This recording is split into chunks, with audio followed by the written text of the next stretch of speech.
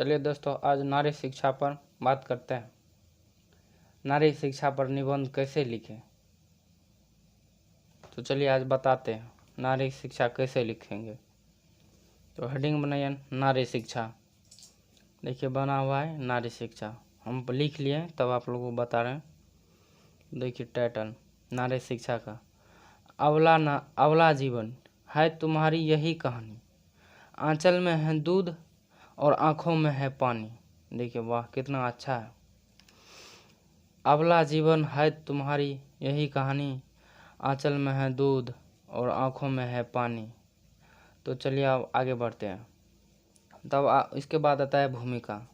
तो भूमिका को इसे मार्क दे दीजिए, नहीं तो कलम से 2-3 बार जैसे यहाँ पर लीड चला हुआ है ऐसे ही चला दीजिए। तो चलिए भूमिका देखते हैं। ये पंक्तियाँ अशिक्षित नारी समूह को चरितार्थ करती है। स्त्री एवं पुरुष समाज रूपी रथ के 2 पहिए हैं। और देखिए कितना अच्छा है। ये पंक्तियाँ अशिक्षित नारी समूह को चरितार्थ करती है। स्त्री एवं पुरुष समाज रूपी रथ के 2 पहिए हैं, अतः केवल पुरुष वर्ग के शिक्षित होने से समाज और देश का विकास नहीं हो सकता है। वाह ये तो अच्छी बात है। मतलब पुरुष वर्ग को शिक्षित होने से समाज और देश आगे नहीं बढ़ सकता है। यहाँ पर कहा है अतः केवल पुरुष वर्ग के शिक्षित होने से समाज और देश विकास नहीं हो सकता है। ये तो अच्छी बात है, लेकिन पुरुष और नारी को दोनों को शिक्षा में अधिकार बराबर मिलनी चाहिए। तो चलिए और आगे देखते हैं। प्राचीन काल में नारी शिक्षा।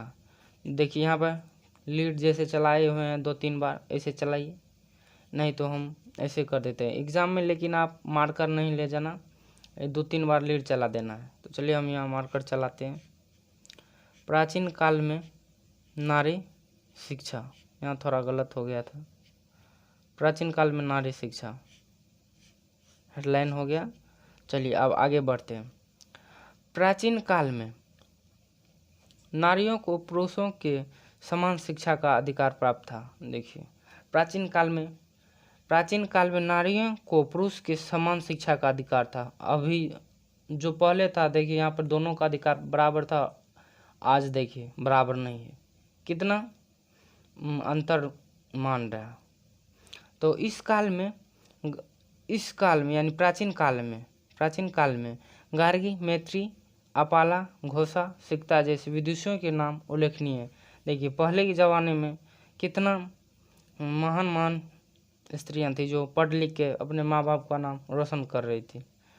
तो इस काल में नारियों को यज्ञ करने का भी अधिकार प्राप्त था। वाह, मान लीजिए प्राचीन काल में नारी को यज्ञ करने का भी अधिकार प्राप्त था, और आज के समय में देखिए प्राप्त क्या कहाँ चला गया पता नहीं अधिकार सब। तो अब है मध्यकाल में नारी शिक्षा। तो चलिए फिर से हम इसे कलर कर देते हैं। मध्यकाल में नारी शिक्षा। मध्यकाल में मुगलों के शासनकाल में स्त्रियों की शिक्षा का दोहन होने लगा।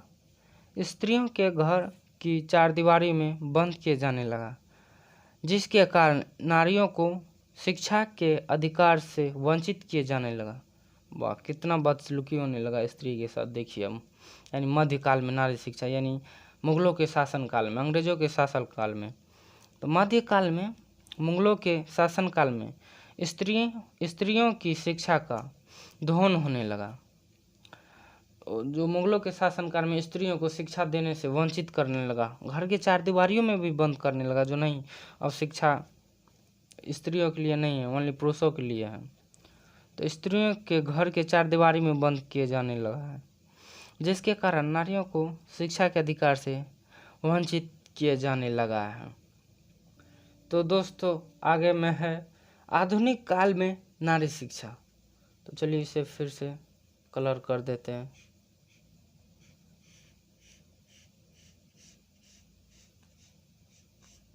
तो आधुनिक काल में नारी शिक्षा।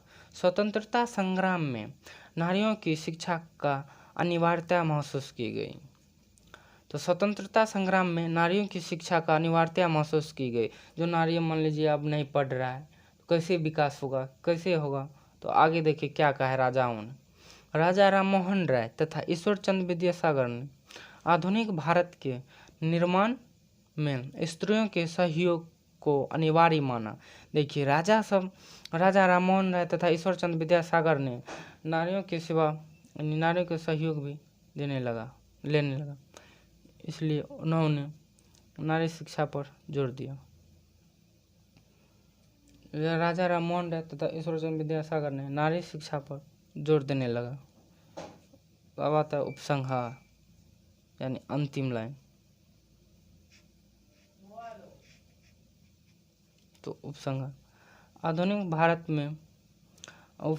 आधुनिक भारत में नारियों शिक्षित होकर जीवन के विविध क्षेत्रों में सक्रिय हैं, लेकिन स्त्री शिक्षा पर हमारा जितना ध्यान केंद्रित होना चाहिए था उतना नहीं हो पा रहा है।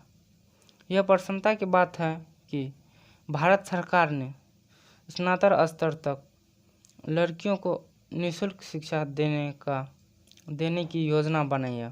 देखिए भारत सरकार ने लड़के के बारे में क्या क्या सोचा है। देखिए आधुनिक भारत में नारी शिक्षित होकर जीवन के विविध क्षेत्रों में सक्रिय होना। देखिए स्त्री शिक्षा प्राप्त करके अपना हर जीवन में सक्रिय होने लगा, सफल होने लगा है, लेकिन स्त्री शिक्षा पर हमारा जितना ध्यान